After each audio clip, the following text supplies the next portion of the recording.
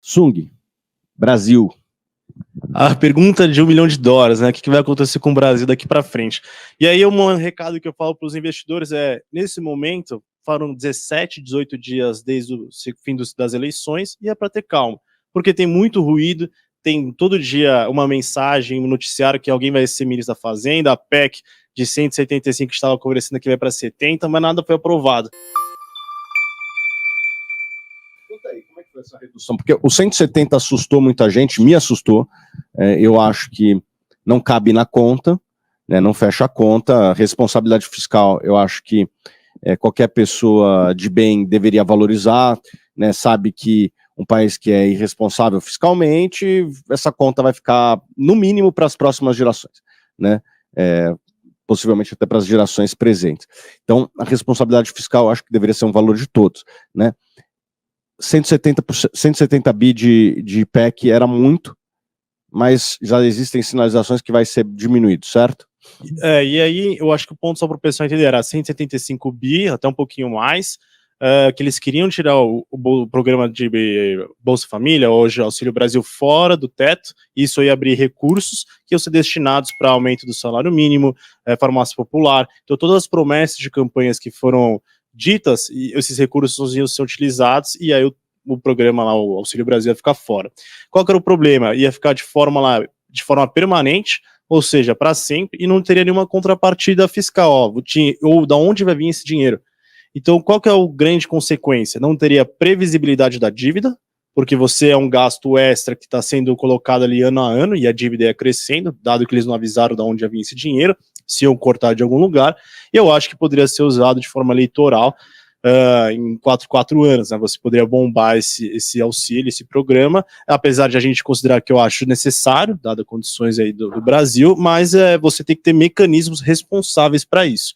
E aí, o grande ponto que eu acho que vai ser um pouco do ritmo é que o Congresso Nacional, que ainda não assumiu, mas tem um perfil muito parecido do que é hoje, vai contrabalancear qualquer medida mais radical. Então a gente já vê um Congresso que o Senado e deputados já barraram, não, né? Adiaram o texto porque eles queriam ler, queriam enxugar, e aí de 75 bi já caiu para 70 de alguns textos que estão circulando lá no Senado.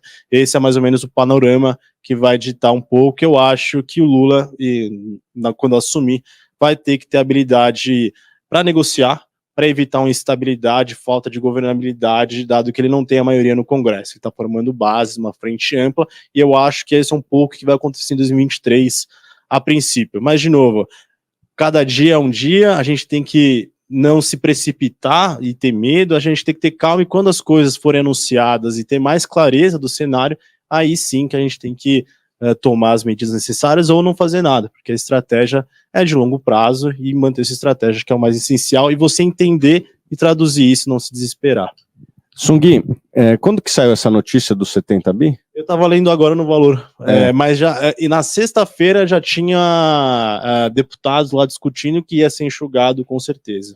Tá, então provavelmente ainda não está precificado isso no mercado. Amanhã deve abrir em alta, provavelmente. Acredito que sim. Toda vez que saiu, por exemplo, o Guido Mantega, quando saiu, na quinta-feira ou sexta, quando a PEC foi enxugada também, então notícias positivas de um pouco de mais responsabilidade, a gente vê uma bolsa performando um pouquinho melhor. Beleza, para encerrar aqui, juros e inflação. O Brasil passou por um pico de inflação, depois tivemos 3 meses consecutivos de deflação, né, uma inflação já um pouco maior agora em outubro, né?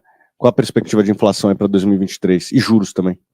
Começar para a inflação, acho que a inflação vai ficar mais controlada. A nossa projeção aqui é de 5,9 no final desse ano e 5,10 ano que vem. A gente tem algumas dúvidas ainda, por exemplo, se a desoneração do PIS, COFINS, que teve sobre combustíveis, vão continuar.